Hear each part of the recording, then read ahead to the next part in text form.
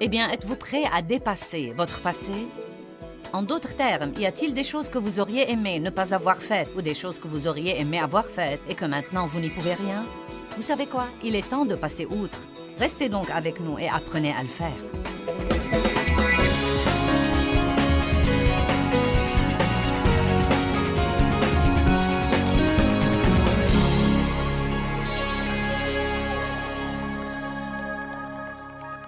Proverbe 4, 23 dit « Garde ton cœur plus que toute autre chose, car de lui viennent les issues de la vie. » Cela nous donne une responsabilité. Il ne dit pas que quelqu'un d'autre doit garder mon cœur. Il dit « Garde ton cœur plus que toute autre chose. Garde-le maintes et maintes fois, car de ton cœur viennent les issues de la vie. » En d'autres termes, si vous voulez avoir la vie que Jésus est mort pour vous donner, vous devez faire très attention à votre attitude et à vos pensées. Satan cherche à bâtir des forteresses dans nos pensées. C'est un domaine où il domine notre pensée, où il nous trompe par les mauvaises pensées. Nous sommes censés renverser toutes ces forteresses. Nous avons des armes, nous sommes dans une guerre. Nos armes ne sont pas des armes naturelles. Vous ne pouvez pas vaincre l'ennemi en l'étranglant. Vous ne pouvez pas vaincre le diable en le liant, en l'emprisonnant. Toutes les armes efficaces que nous avons contre le diable sont des armes que nous ne pouvons pas voir. Les choses spirituelles sont des choses réelles, mais nous ne pouvons pas les voir. Une de ces armes est la parole de Dieu. Vous ne saurez même pas si le diable vous ment si vous ne connaissez pas la parole. La louange et l'adoration est une arme contre l'ennemi. Et nous devons, j'ai dit hier que nous devons penser moins et remercier plus.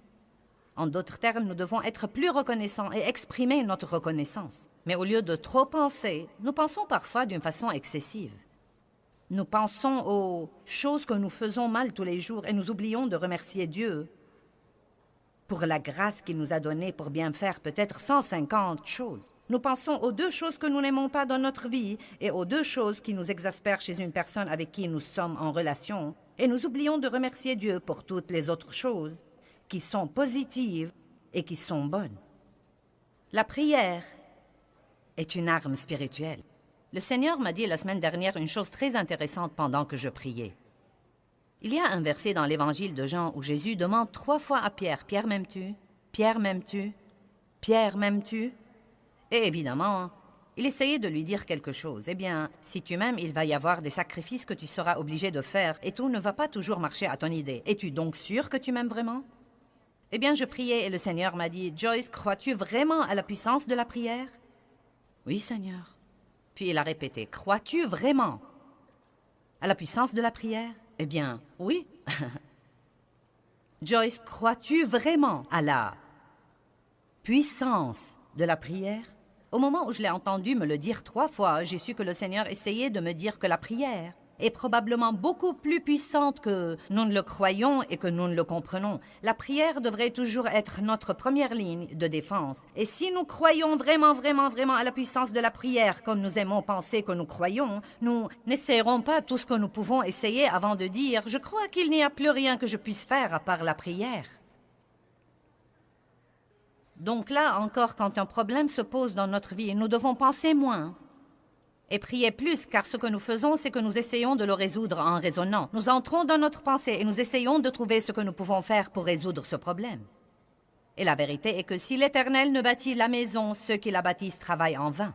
Et donc, quel que soit ce que nous essayons de faire, si nous ne mettons pas Dieu au courant de notre situation par la prière, car la prière ouvre la porte à Dieu pour intervenir et travailler, le diable fera à son idée dans nos vies. L'obéissance est une guerre spirituelle. Soumettez-vous à Dieu, résistez au diable et il fuira. Et là encore, nous pensons trop parfois à ce que Dieu nous dit de faire et nous pouvons nous en dissuader. Nous devons obéir et non pas voter sur ce que Dieu dit. Marcher dans l'amour est une guerre spirituelle. Romains 12, 21 dit que nous surmontons le mal par le bien. Quand le diable vous attaque, une des choses les plus puissantes que vous puissiez faire, c'est d'être gentil avec les autres. J'ai dit, quand le diable vient et vous attaque, une des choses les plus puissantes que vous puissiez faire, c'est de faire du bien envers les autres. Laissez-moi répéter. Quand le diable vous attaque, une des choses les plus puissantes que vous puissiez faire, c'est de faire du bien exprès envers les autres. Vous n'en aurez peut-être pas envie, mais vous pouvez le faire exprès. Aussi, passer du temps avec Dieu est une guerre spirituelle. Si vous marchez en présence de Dieu et que vous avez vraiment cette présence de Dieu sur vous, tout autour de vous et avec vous à tout moment, le diable ne saura pas quoi faire de vous. J'ai clôturé l'enseignement de la nuit dernière en disant qu'une pensée trompée engendre une vie trompée. Et mon message aujourd'hui est intitulé « Pensez à vos pensées ». Certains gens s'en fichent de leurs pensées. Vous devez penser à vos pensées. Si vous vous sentez déprimé, pensez à quoi vous avez pensé et dans un peu de temps, vous comprendrez pourquoi vous êtes démoralisé de cette façon. Si vous êtes troublé, pensez à ce que vous avez pensé parce que vous pouvez soit vous troubler, soit vous rendre heureux. Vous pouvez soit avoir une bonne journée, soit avoir une mauvaise journée à cause de vos pensées. Ne me regardez pas comme si vous ne saviez pas de quoi je parle. J'ai dit, vous pouvez soit être en bonne humeur, soit être de mauvaise humeur à cause de vos pensées. Vous pouvez soit vous rendre malheureux à cause de vos pensées, soit vous remontez le moral à cause de vos pensées. Le diable veut que nous croyions que nous sommes dans un piège et que nous n'y pouvons rien, mais je vous apporte la bonne nouvelle comme quoi il y a quelque chose que vous pouvez faire. Il y a quelque chose que vous pouvez faire au sujet de votre niveau de joie et au sujet de votre niveau de paix. Quelque chose que vous ne pouvez pas faire au sujet du diable et que vous pouvez faire pour avoir une meilleure vie. Et tout cela commence dans votre pensée. La pensée est le champ de bataille. Et si vous n'apprenez pas à penser comme il faut, le diable contrôlera votre vie.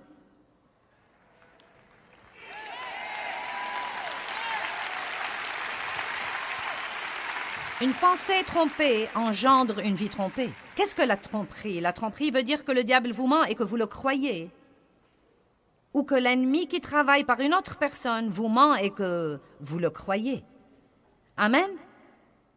Vous ne devez pas être trompé.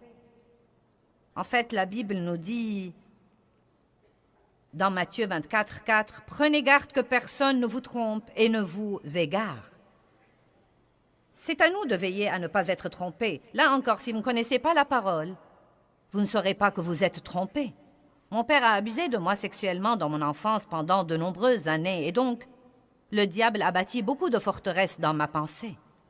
Eh bien, tu auras toujours une vie inférieure, car tu es maintenant une marchandise sale et usagée. Puis j'ai découvert là-dedans que mon avenir n'est censé rien avoir avec mon passé. N'est-ce pas une bonne nouvelle? J'ai découvert qu'il n'est jamais trop tard pour un nouveau commencement. Jamais trop vieux pour prendre un nouveau départ. Qu'on n'a jamais trop de problèmes pour arriver à avoir une bonne vie. Mais avant de savoir ce qu'il y avait là-dedans, je ne savais pas que je croyais un mensonge. Vous devez connaître la parole de Dieu. Dans Genèse chapitre 3, 1 à 6, nous voyons qu'Ève a été trompée par les mensonges de Satan. Quand le diable veut un accès à votre vie, il commence à dire à votre pensée des choses qui ne sont pas vraies. De petites suggestions. Parfois, elles n'ont même peut-être pas l'aspect d'un mensonge, elles sont juste une petite déformation de la vérité. Et c'est toujours en fait un mensonge. Mais nous ne nous rendons pas compte parfois que ces choses-là sont des mensonges. Vous voyez, que lui a-t-il dit? Eh bien, Dieu vous a-t-il réellement dit? Le ton même de la voix met un point d'interrogation. Pourquoi Dieu a dit que vous ne pouviez pas avoir ça? Qu'essaye Dieu de vous refuser? Qu'y a-t-il là-dedans qui serait très amusant et dont Dieu essaye de vous priver? Peut-être que si vous faites ça, il y aura quelque chose que vous pouvez avoir ou que vous pouvez savoir et que vous ne savez pas. Savez-vous qu'a fait Ève? Elle a pensé aux paroles du diable. Et je crois qu'au début, Ève savait dans son cœur que c'était mauvais, car la première chose qu'elle a dite était « Oh non !» Dieu a dit que nous ne pouvions pas faire ça. Et il a joué avec sa pensée. Et elle a ensuite commencé à bien penser à ce qu'il disait. Et cela avait l'air raisonnable. Puis-je vous dire quelque chose? La foi est déraisonnable parfois. Ce que Dieu nous demande ou nous mène à faire est très déraisonnable parfois. Parfois, ce que Dieu nous demande de faire n'est pas toujours ou il n'est même pas normalement logique. C'est pourquoi nous devons penser avec la pensée de l'esprit et non pas penser avec la pensée de la chair. Et là encore, parfois, vous pensez à l'excès alors que vous devez demander à votre cœur. Arrêtez de vivre par le raisonnement et demandez à votre cœur si vous voulez avoir des réponses justes sur ce que vous devez faire.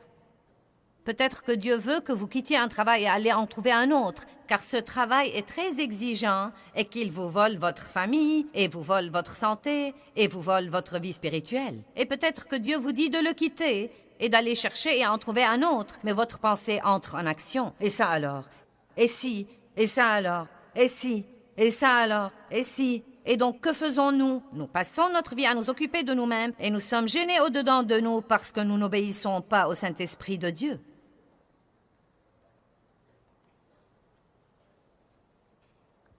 Laissez-moi vous dire quelque chose. Votre destinée ne sera jamais accomplie si vous n'apprenez pas à être mené par le cœur et non pas la tête. Car croyez-moi, Dieu m'a dit de faire des tas de choses qui étaient illogiques pour ma tête. Et beaucoup de ce que Dieu vous dit de faire n'aura aucun sens pour vos amis. Et ils vous diront que ça n'a aucun sens. Ça n'a aucun sens, ça n'a aucun sens. Eh bien, ce n'est même pas raisonnable, ce n'est même pas logique. Vous savez quoi? La sagesse du monde n'est pas la voix de Dieu. Ouvrez avec moi à 1 Corinthiens 3, verset 18. Et je ne suggère pas que nous devons tous sortir et voir à quel point nous pouvons être stupides, mais je vous dis que vous devez suivre votre cœur et non pas votre tête. 1 Corinthiens 3, 18 à 20.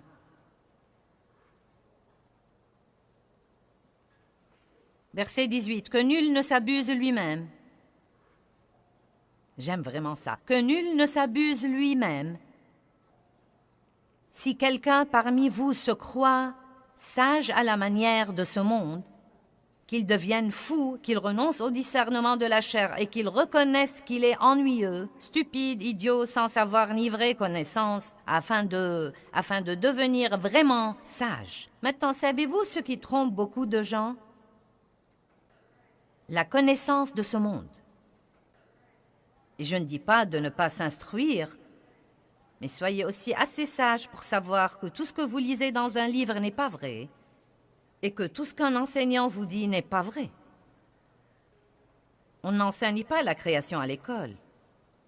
On n'enseigne pas la foi à l'école. On n'enseigne pas la croyance en Dieu à l'école. Nous avons deux sources de sagesse. La sagesse du monde et le livre le plus sage qui ait jamais été écrit. Et je sais qu'il est vrai. Vous savez comment je sais qu'il est vrai? Parce que ceci marche et cela ne marche pas. Tout ce que vous devez faire, c'est de regarder tous les gens qui suivent la sagesse du monde en ce moment et vous voyez ce qui arrive réellement dans notre société. Tout se détruit. Mais la Bible dit que ceux qui croient la parole de Dieu et qui marchent dans la justice brilleront dans l'obscurité comme les lumières brillantes et comme des étoiles et des phares. Amen. Nos vies devraient toujours refléter la vérité de la parole de Dieu. Et tout ce que vous devez faire, c'est de marcher dans la parole de Dieu. Et dans peu de temps, les gens commenceront à voir une immense différence entre vous et tous les autres, que vous n'aurez même pas besoin de leur casser les oreilles avec votre Bible pour accepter le Christ. Ils viendront à vous et voudront savoir ce que vous avez et qu'ils n'ont pas.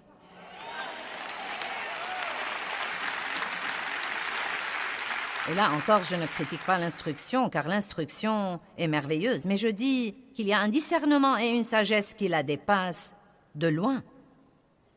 Verset 19. Car la sagesse de ce monde est folie, absurdité et stupidité devant Dieu. Car il est écrit, celui qui prend les sages dans leur propre ruse. Et encore, le Seigneur connaît les pensées et les raisonnements des sages humainement, et c'est dans sa sagesse qu'ils sont vraiment vains.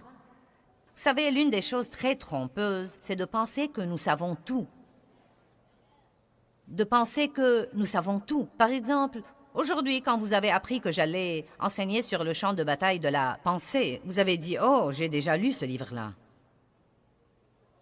Mais vous savez quoi? Tout ceci est signe que vous pensez déjà que vous savez tout et qu'il ne vous reste rien à apprendre là-dessus.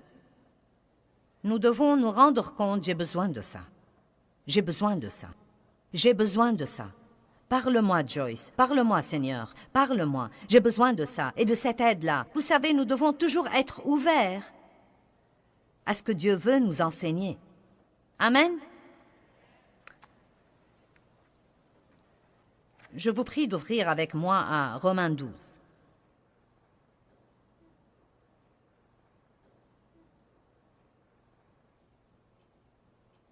C'est probablement un des premiers versets que tout nouveau chrétien devrait apprendre et comprendre.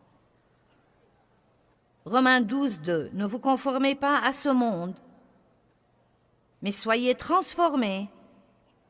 Transformer veut dire changer de fond en comble.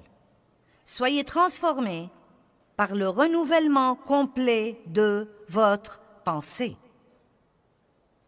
Transformé. Quand quelqu'un est régénéré, la Bible dit, si quelqu'un est en Christ, il est une nouvelle créature. Les choses anciennes sont passées, voici toutes choses sont devenues nouvelles spirituellement parlant. Votre homme spirituel est maintenant tout nouveau et Dieu a un plan extraordinaire pour votre vie. Mais vous savez quoi? Bien que vous soyez régénéré et bien que vous alliez au ciel et bien que Dieu ait un bon plan pour votre vie, et bien que vous puissiez prospérer et vous puissiez réussir et avoir la grâce et avoir tant de bonnes choses qui vous sont réservées, si vous ne renouvelez pas votre pensée selon la parole de Dieu, si vous n'apprenez pas à penser d'une façon différente, vous ne profiterez de rien de tout ce qui vous appartient. Cela ressemble à quelqu'un qui a $1 million à la banque et qui vit dans la pauvreté, soit parce qu'il ignore qu'il l'a, soit parce qu'il ne sait pas comment le retirer. Vous devez renouveler votre pensée. Vous ne devez pas être désespéré, vous ne devez pas être déprimé. Ce n'est pas parce que vous vous sentez déprimé que vous devez rester déprimé. Ce n'est pas parce que vous avez commis une erreur que c'est la fin du monde. Vous n'êtes pas dératé parce que vous échouez. Vous devenez dératé quand vous arrêtez d'essayer. Mais vous voyez, ce n'est que quand j'ai commencé à lire la Bible que j'ai appris toutes ces choses-là. Alléluia. Ne vous conformez pas à ce monde, ne pensez pas comme le monde, n'agissez pas comme le monde, ne désirez pas ce que le monde désire, mais soyez transformés, complètement changés. Vous savez qu'une chenille se transforme en un beau papillon. C'est la meilleure analogie que nous puissions donner. Qui dirait jamais avoir un beau papillon qu'il puisse venir d'une chenille? Et beaucoup d'entre vous, comme moi, étaient des chenilles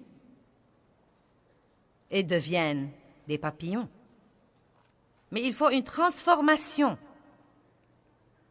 Il faut un changement intérieur. Quelque chose doit se produire à l'intérieur de vous avant qu'il ne se manifeste à l'extérieur de vous. Aussi sauvés que vous soyez, si vous pensez toujours comme des pécheurs, vous n'aurez jamais une bonne vie. Soyez transformés par le renouvellement complet de votre pensée. Pensez différemment à propos de votre argent. Les pécheurs ne pensent pas à donner leur argent. Vous devez penser comme des croyants. Levez-vous tous les jours et pensez exprès, comment pourrais-je être une bénédiction à quelqu'un d'autre? Eh bien, croyez-moi, je ne pensais pas comme ça autrefois. Je pensais comment je pourrais amener tout le monde à faire ma volonté toute la journée. Mais j'ai eu un changement de pensée, et parce que j'ai eu ce changement, j'ai eu un changement de vie. Maintenant, je pense exprès que tout le monde dise exprès. La bonne nouvelle que j'essaye de vous apporter, c'est que vous n'êtes pas obligé de penser et de méditer et de tourner et de tourner et de retourner tout ce qui vous passe par l'esprit. Si vous connaissez la parole, quand une pensée destructive pour votre vie vous passe par l'esprit, vous le saurez sûrement, vous rejetterez cette pensée et vous pourrez ensuite penser à une bonne chose exprès, et quand vous faites ça, il produira du bon fruit dans votre vie. Avant que je n'apprenne ça, je me réveillais et j'ignorais que je pouvais choisir mes pensées, et donc le diable venait et me remplissait l'esprit de pensées égocentriques et égoïstes. Il y avait des jours où je m'allongeais sur mon lit et où je me fâchais contre tout le monde avant même de sortir du lit. Allez, vous savez exactement à quoi je pensais. Je pensais à tout ce que Dave a fait hier et que je n'ai pas aimé, et à tout ce qu'il allait faire aujourd'hui et que je ne vais pas aimer. Et j'avais déjà tout planifié pour que quand il le fera, je saurais ce que j'allais lui dire. Nous avons eu 5 querelles avant même que je ne pose mes pieds sur le plancher. Et j'étais vexée avant même de me lever.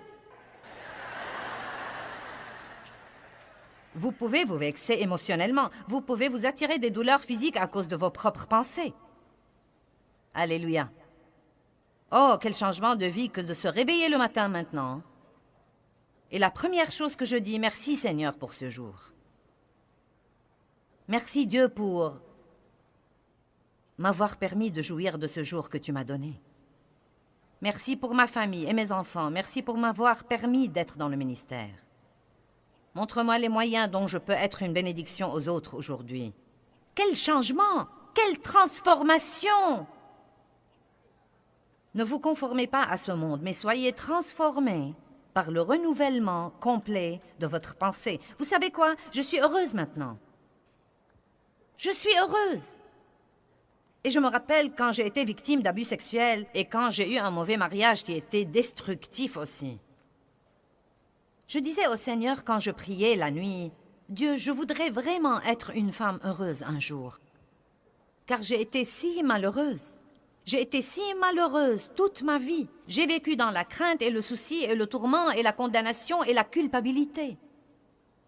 Je ne pouvais pas jouir de quoi que ce soit et je priais en disant « Dieu, je veux vraiment être heureuse un jour. » Et j'ai le plaisir de vous annoncer que je suis heureuse aujourd'hui.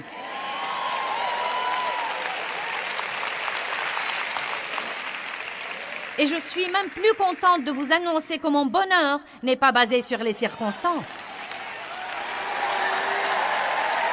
Parce que ce n'est pas vraiment le bonheur, c'est la joie du Seigneur. Mais vous savez quoi? Je pourrais m'attirer une mauvaise humeur par mes pensées. Non, mais je pourrais littéralement aller m'asseoir là, et si je décidais de penser à de mauvaises choses pour 30 ou 40 minutes, non, mais je pourrais honnêtement piquer une crise à cause de mes pensées. Je pourrais avoir une mauvaise attitude à cause de mes pensées et me fâcher contre tout le monde et vouloir les gronder. Je ne supporte plus ces trucs-là. Tout le monde ne fait que m'exploiter et tout le travail ici, c'est moi qui le fais.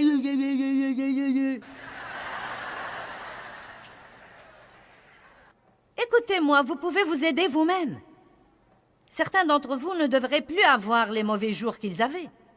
Vous n'êtes pas obligé de passer vos jours dans la dépression et le désespoir et l'amertume et le ressentiment.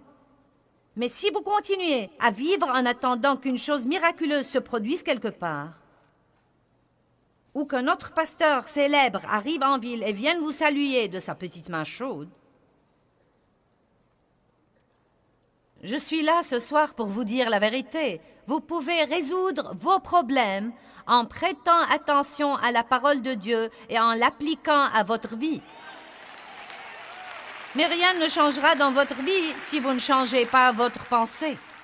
Si vous avez des pensées puantes, vous aurez une vie puante. Laissez-moi le dire à nouveau et vous le faire comprendre. Je dois répéter ceci plusieurs fois parce que c'est une nouvelle, toute nouvelle pour nous parfois. Croyez-moi, vous ne devez pas penser à tout ce qui vous passe par la tête. Vous pouvez détruire ces pensées-là. Vous pouvez dire non et vous pouvez aussi exprès remplir votre pensée de quelque chose de bon. Vous pouvez penser à ce que vous voulez vraiment penser.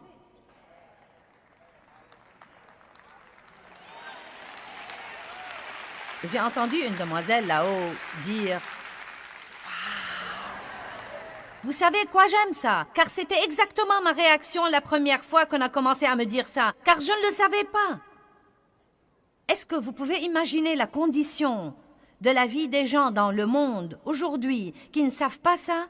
Et savez-vous combien ça me chatouille de savoir qu'il y a des millions et des millions de gens qui regardent ceci à la télévision et qui ne savaient pas. Ils ne savaient pas avant de regarder cette émission qu'ils ne sont pas obligés de penser à tout ce qui leur passe par la tête. N'est-ce pas passionnant? C'est une bonne nouvelle. Je peux penser ce que je veux penser et le diable n'y pourra rien. Il ne pourra pas me contrôler si je ne le laisse pas contrôler ma pensée. Voilà le problème. Je ferais bien de vous dire quel est le problème. Voilà le problème. Nous avons des mauvaises habitudes dont nous devons nous débarrasser. Nous sommes complètement indisciplinés sur ce plan.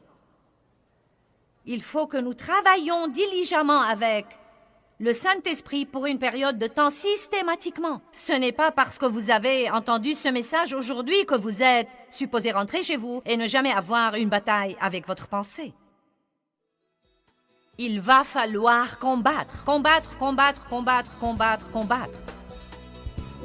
Et c'est tellement mieux de combattre pour votre vie et pour votre victoire que de combattre tout le temps le diable qui essaye de vous tuer.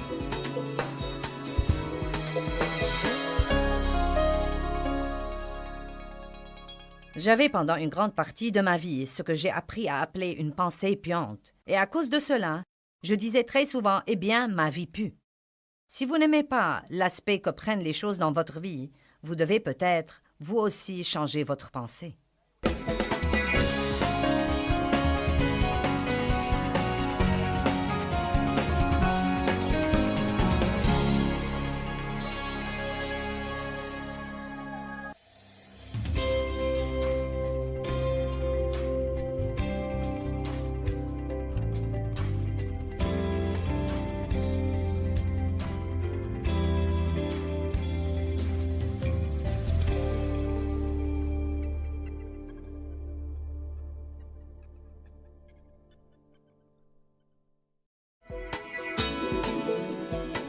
Est-ce que vous sentez que votre vie est déséquilibrée et que vous avez besoin de paix?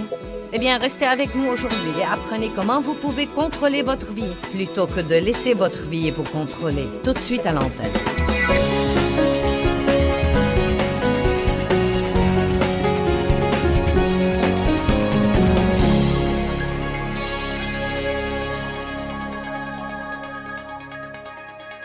Quand Jésus vient vivre en nous, il vient vivre dans notre esprit. C'est la partie la plus profonde de notre être. Vous êtes un esprit, je suis un esprit, nous avons une âme. Nous vivons dans un corps. Vous voyez mon corps. Vous ne pouvez pas voir mon âme de vos yeux physiques, mais vous pouvez voir ce qui sort de mon âme, ou vous pouvez sentir ce qui sort de mon âme. Parce que votre âme est votre pensée, votre volonté et vos émotions. Elle vous dit ce que vous pensez, voulez et ressentez, mais elle ne vous dit rien sur Dieu. Si vous voulez savoir ce que dit Dieu, vous devez aller plus profondément. Vous devez apprendre à marcher dans l'esprit et à être mené par l'esprit, et non pas être mené par votre chair ou être mené par le diable. Le Saint-Esprit mène et guide. Le diable essaye de nous pousser, la chair essaye de nous pousser, elle essaye de nous forcer, de nous manipuler. Mais le Saint-Esprit est doux et il nous mène et nous guide. Il y a donc plusieurs domaines où nous devons avoir des frontières. Et quand nous aurons ces frontières, nous jouirons bien davantage de notre vie. Combien d'entre vous aimeraient jouir de leur vie plus qu'ils n'en jouissent en ce moment? Bon.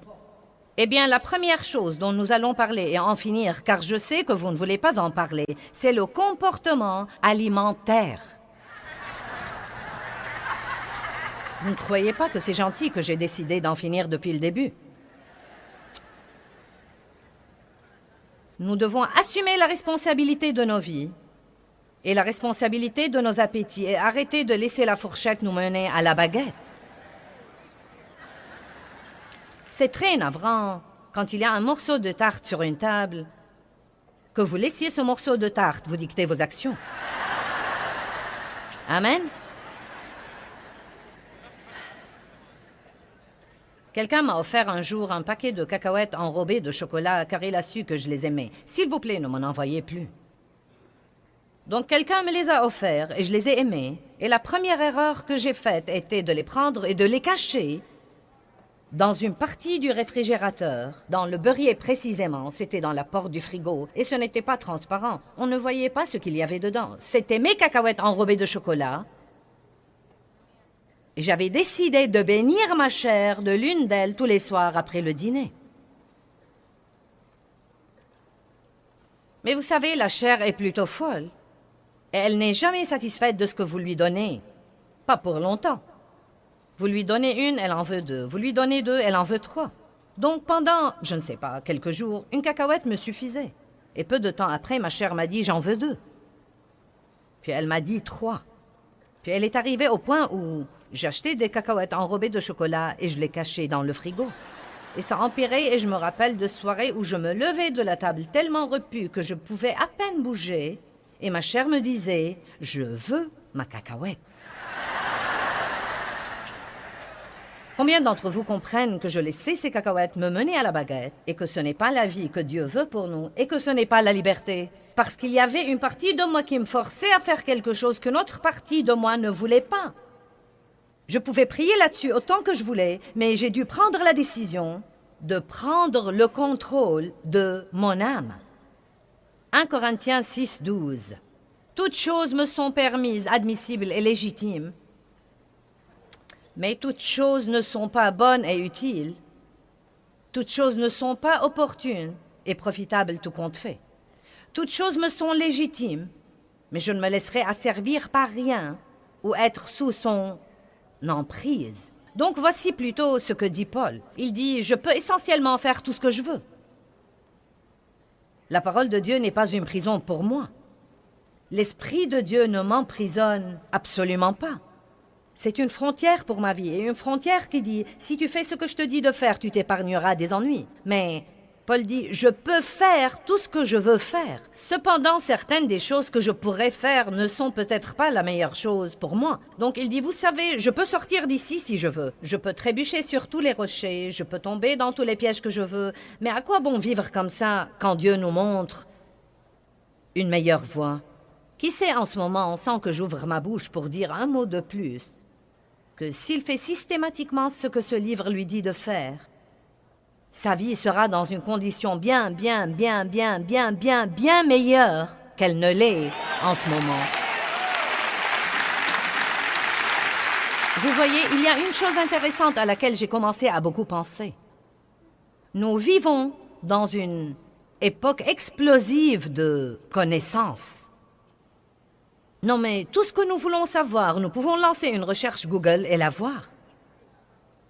Nous avons la parole à la télé, nous l'avons à la radio, nous avons des CD et des DVD, et nous avons des livres, et nous avons des séminaires et des conférences, et nous avons des églises. Et donc, pratiquement, nous savons probablement beaucoup plus que quiconque a jamais su dans l'histoire, et nous avons plus de problèmes que nous n'avons jamais eu comme société, et probablement dans l'ensemble, les gens mènent des vies moins pieuses que celles d'il y a 100 ans, quand les gens ne savaient pas autant que nous croyons que nous savons.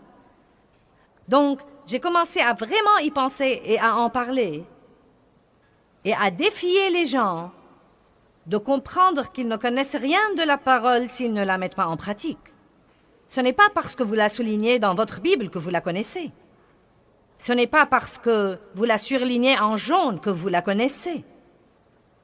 Le seul moyen de savoir que nous connaissons quelque chose, c'est de le mettre en pratique. Et donc, si nous apprenons la parole de Dieu et que nous la mettons en pratique, nous vivrons à ce moment-là à l'intérieur de ce lieu sûr et nos vies seront très merveilleuses. Maintenant, en ce moment, la salle est pleine de gens et il y a des gens, des millions qui nous regardent à la télé. Vous pouvez facilement me dire la chose que Dieu vous a dit de faire et que vous n'avez pas faite. Dieu ne va pas changer d'avis. Si vous attendez pour voir s'il va changer d'avis, croyez-moi, il ne va pas changer d'avis.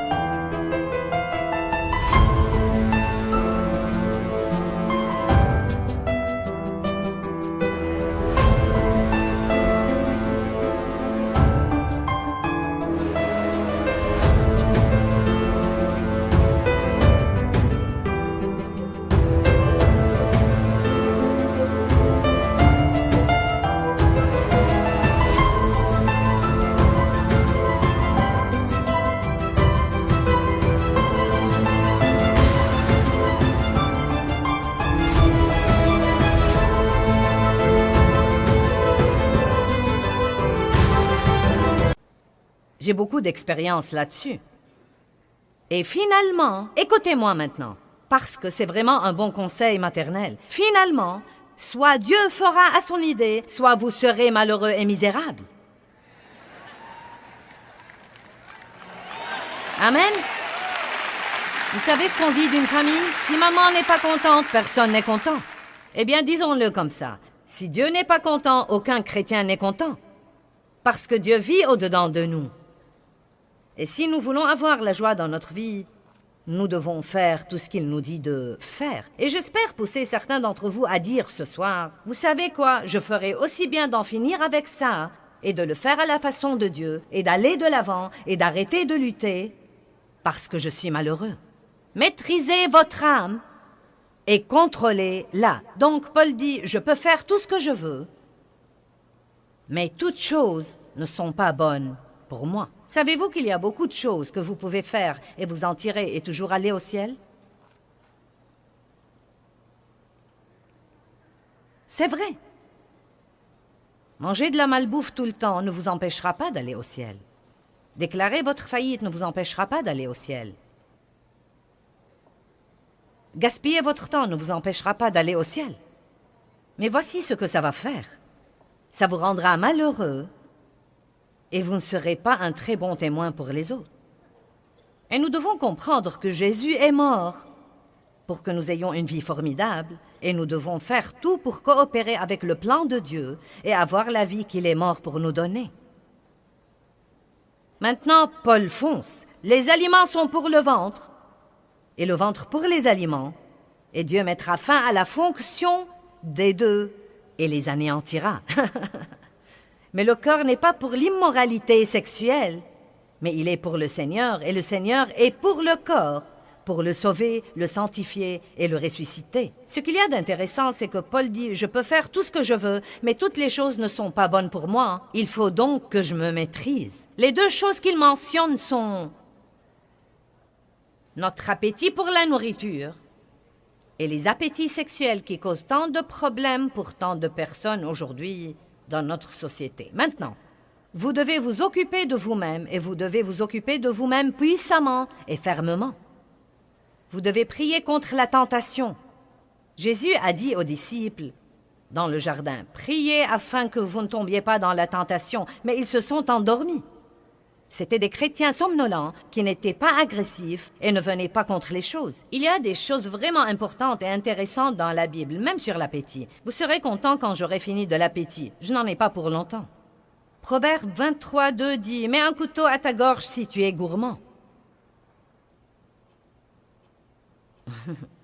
Or, je suis sûre que Dieu ne veut pas que nous nous coupions la gorge, mais il essaye de nous dire de ne pas manger outre mesure. Nous ne devons pas vivre pour manger, nous devons manger pour vivre. Et nous devons comprendre que nos corps sont le temple du Saint-Esprit et faire attention aux choses que nous y introduisons. Certains font plus attention à l'essence qu'ils mettent dans leur voiture qu'aux choses qu'ils mettent dans le temple de Dieu.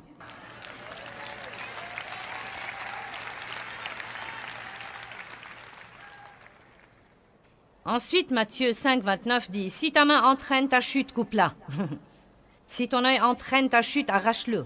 Là encore, il ne nous demande pas de couper notre main et d'arracher notre œil et de couper notre gorge. Mais pour moi, ce qu'il dit, c'est « Écoutez, vous devez vous maîtriser. Je vais donc partager avec vous certaines frontières que je me suis imposées dans certaines de mes habitudes alimentaires, et peut-être que cela vous aidera. Peut-être que vous espérerez vous lever un jour et ne plus vouloir le truc, ça ne va pas arriver. Peut-être que vous espérez vous lever un jour et ne pas avoir faim, eh bien ça ne va pas arriver non plus. Vous devez donc prendre des décisions si vous voulez vous sentir mieux. Combien d'entre vous voudraient se sentir bien quand ils vieilliraient? Ça dépend en grande partie de la manière dont vous vous occupez de vous-même en ce moment. Vous pouvez boire du soda toute la journée et du café toute la journée. Et plus vous vieillissez, plus votre peau va s'abîmer. Mais si vous buvez beaucoup d'eau propre et fraîche, vous serez absolument stupéfié de la beauté de votre peau. Pas seulement maintenant. Vous serez stupéfié de votre énergie. Et je n'essaie pas ce soir de vous donner une leçon de santé. J'ai plein d'autres choses dont je veux vous parler. Mais l'eau constitue 70% de votre corps. Et si vous n'en buvez pas assez, il n'y a pas une cellule ou un organe dans votre corps qui fonctionnera de la façon dont il est censé fonctionner. Eh bien, je n'aime pas l'eau. Eh bien, apprenez à l'aimer.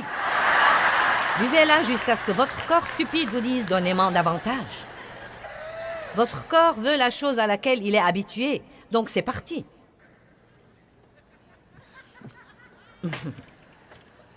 Je me suis imposé des barrières et des frontières parce que je veux me sentir bien. Je ne veux pas me sentir fatigué tout le temps. Je ne veux pas me sentir mal tout le temps. Je veux continuer à faire.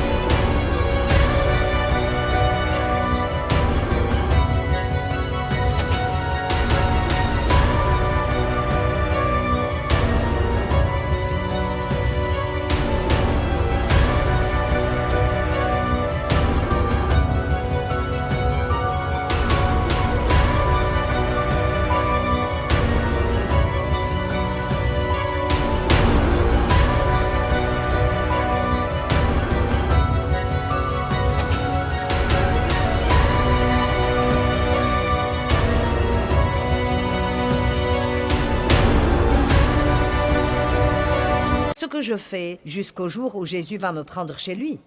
Et je sais que pour faire ça, je devrais m'occuper de moi-même. Donc,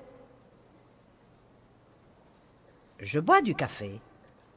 Mais ma frontière est que je bois 2 tasses par jour. Nous n'allons pas parler de la grandeur des tasses, mais... Hé, nous faisons des progrès.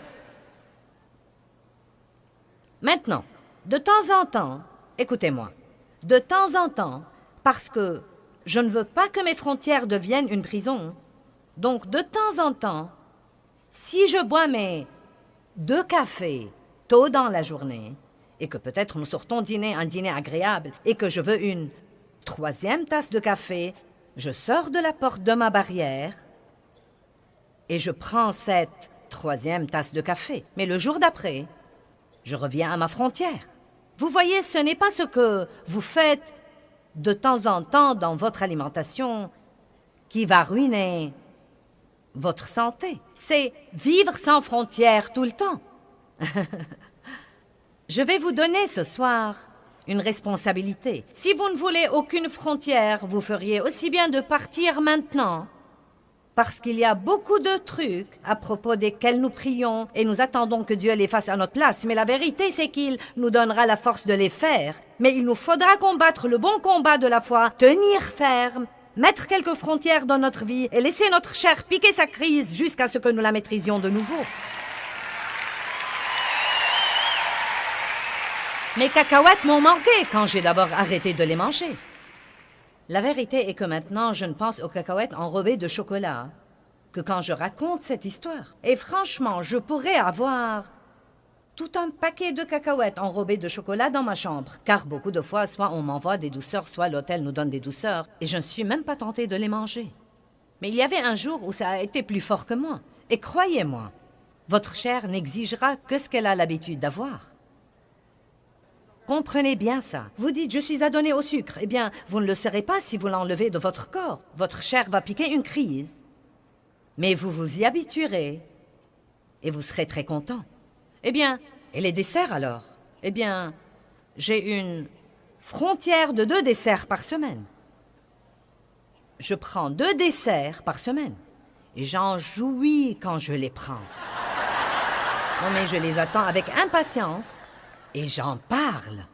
J'ai déjà un gâteau jaune avec un glaçage au chocolat qui m'attend en rentrant à la maison et j'en jouirai. Mais vous voyez, je peux faire ça 2 fois par semaine et me sentir toujours bien et avoir toujours le poids que je veux avoir et sentir toujours que je m'occupe de moi-même. La parole de Dieu n'est pas une prison, mais elle nous dit ce que nous devons faire pour nous occuper de nous-mêmes. Mais qu'est-ce qui arrive? Nous mangeons le gâteau, nous aimons le gâteau, donc maintenant notre petite âme se déchaîne et nous voulons du gâteau tous les jours. J'aime la crème fouettée dans mon café et j'ai commencé à boire de la crème fouettée dans mon café. Et peu de temps après, mes pantalons sont devenus serrés. Donc maintenant, je jouis toujours de la crème fouettée dans mon café, mais ma frontière est 1 fois par semaine. Et demain est le jour.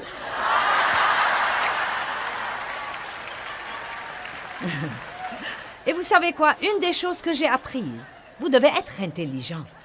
Vous voyez, quand je fais ces conférences, je travaille vraiment dur. Et quand je finis, demain matin, je vous aurai donné tout ce que j'ai. Et ensuite, je dois rentrer à la maison et reprendre des forces pour pouvoir faire une autre conférence le week-end suivant ou le week-end d'après. Et j'aime beaucoup ça. C'est ce que je suis appelée à faire, mais j'ai appris que quand je finis et que je suis fatiguée, je dois faire quelque chose pour moi-même. Parce que sinon, je vais commencer à dire « je ne fais que travailler ». Donc, vous savez quoi? Cette crème fouettée dans mon café demain va revigorer ma chair. Et ce petit peu de gâteau va revigorer ma chair. Mais je reviendrai ensuite tout droit à ma frontière, car je ne veux pas avoir une âme déchaînée. Allez, est-ce que quelqu'un est avec moi ce soir? Je ne vis pas dans une prison où tout ce que je fais tout le temps, c'est de me priver. Mais je refuse à mon âme le droit de me dominer et de me mener à la baguette tout le temps. Et je crois vraiment que nous sommes tellement excessifs. Soit nous ne faisons rien, soit nous faisons tout. Si je goûte à un biscuit, j'en mangerai une douzaine. Non, ce n'est pas vrai. Vous n'êtes pas censé vivre comme ça. J'aime beaucoup les pâtes et je pourrais en manger tous les jours. Mais j'essaye de me limiter à 1 fois par semaine. J'essaye de boire 3 litres d'eau par jour, mais je commence à sentir que je vais me noyer. Je ne sais pas, c'est beaucoup trop. Mais on me dit que parce que je voyage beaucoup et que je parle beaucoup, je dois boire alors au moins 3 litres et demi d'eau par jour. Quand je voyage et que j'ai beaucoup de décalage horaire, je dois parfois prendre des somnifères pour pouvoir dormir la nuit. Mais vous savez quoi? Je n'en prends pas plus de 2 nuits de suite parce que je ne veux absolument pas m'y adonner. Maintenant, peut-être que certains d'entre vous doivent prendre des somnifères tout le temps. Ce n'est pas une session pour vous donner mauvaise conscience, mais j'essaie juste de vous faire remarquer que nous ne devons pas former des dépendances et que si nous nous imposons des limites, notre âme ne pourra pas nous dominer ou nous contrôler. Maintenant, là encore, ce n'est pas une session de critique. Certains d'entre vous sont peut-être obligés de faire quelque chose pour différentes raisons. J'utilise ceci comme un exemple, car c'est une des choses pour lesquelles j'ai mis une frontière. Et je veux que vous commenciez à vous demander, eh bien, quel genre de frontière personnelle est-ce que j'ai? Est-ce que je mets toujours une frontière, puis je l'enlève quand elle devient inconfortable?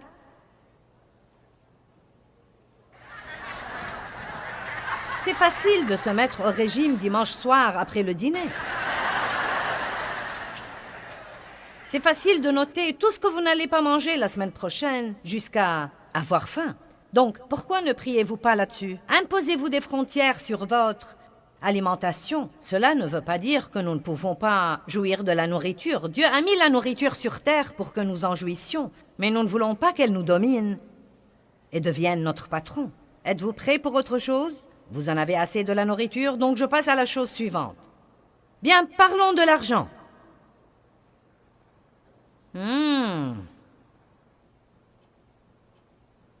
Il y a un autocollant qui dit « Je ne peux pas être à découvert, il me reste encore des chèques. »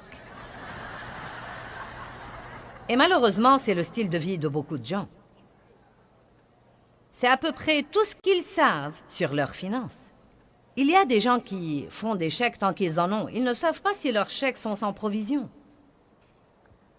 Il y a des statistiques sur les dettes, et je ne vais pas les lire toutes. J'ai une série là-dessus si vous avez des problèmes financiers et que vous voulez vraiment arranger les choses. Et je sais que c'est très populaire, vous savez, de prier pour un miracle d'annulation des dettes.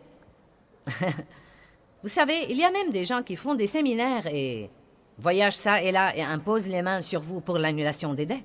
Ils disent que si vous donnez à leur ministère, Dieu annulera vos dettes. Je vais vous dire comment vous acquitter de vos dettes. L'opposé de la façon dont vous vous êtes endetté. Amen. Vous avez trop dépensé et vous vous êtes endetté. Maintenant, il faut que vous dépensiez moins pour vous acquitter de vos dettes. Amen. Vous savez, nous menons si souvent des vies désordonnées et nous attendons que Dieu vienne nous délivrer. Mais la vérité, c'est que nous n'apprenons rien s'il fait ça. Or, Dieu est un Dieu qui fait des miracles. Et je ne dis pas qu'il ne fera pas un miracle pour vous acquitter de vos dettes, mais je veux vous dire ceci. Et je le crois de tout mon cœur. Si nous faisons ce que nous pouvons faire, Dieu fera ce que nous ne pouvons pas faire. Mais si nous ne faisons pas ce que nous pouvons faire, donc Dieu ne fera pas ce que nous ne pouvons pas faire. La graine que nous semons, c'est de faire la partie que nous pouvons faire. Et donc, si vous êtes endetté, vous devez demander à Dieu de vous montrer la façon dont vous gaspillez l'argent et les endroits où vous dépensez votre argent. Si vous ne pouvez pas contrôler les cartes de crédit, vous devez arracher cet œil-là, couper cette main-là. C'est exactement ce dont parle ce verset dans Matthieu. Si votre carte de crédit entraîne votre chute, coupez-la. Si vous... si vous ne pouvez pas vous débrouiller, si vous allez au magasin et qu'il y a un tas de trucs en solde dont vous n'avez pas besoin, mais vous ne résistez pas à la pancarte 75% de remise parce que vous avez une âme déchaînée, peut-être que certains pensent, je croyais que nous assisterons à une réunion religieuse. C'est précisément le genre de truc dont nous devons parler à l'Église. C'est pourquoi les vies des gens font un tel gâchis, et c'est pourquoi ils ne sont pas heureux. Et Dieu parle de ce genre de truc. La Bible dit, celui qui emprunte est l'esclave de celui qui prête, et que l'avidité vole la vie des personnes avides. Nous devons arrêter de vouloir tout ce qu'il y a dans le monde, et de le vouloir parce que quelqu'un d'autre l'a, et vouloir encore, et encore, et encore, et être prêt à faire n'importe quoi pour l'avoir.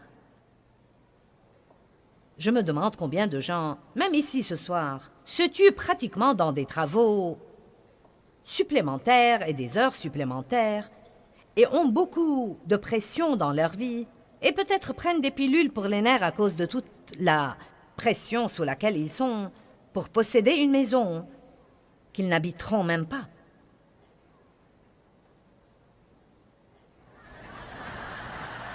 Sauf peut-être pour dormir, s'ils arrivent à dormir. Je me demande combien de gens prennent 3 emplois pour envoyer leurs enfants à l'université alors qu'ils ne prennent même pas la peine de leur parler.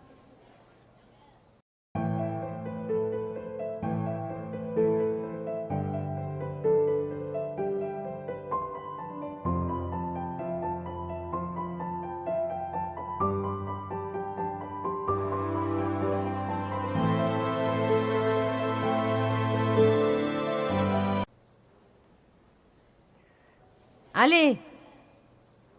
Je ne dis pas de ne pas les envoyer à l'université, mais un temps avec vous serait plus important que de prendre 3 emplois pour leur donner ce que tous leurs amis ont et finir par ne pas même les connaître. Hébreux 12, verset 11. Or, aucune discipline pour le présent ne semble être un sujet de joie, mais de tristesse, mais plus tard elle produit le fruit paisible de la justice à ceux qui sont exercés par elle. Donc, la moindre discipline, que ce soit boire 2 tasses de café par jour alors que vous en voulez 10, ou prendre la crème fouettée 1 fois par semaine alors que vous aimeriez la prendre tous les jours, aucune discipline n'est drôle en ce moment, ne semble être un sujet de joie. Mais mes chers, plus tard. Mais plus tard. Amen.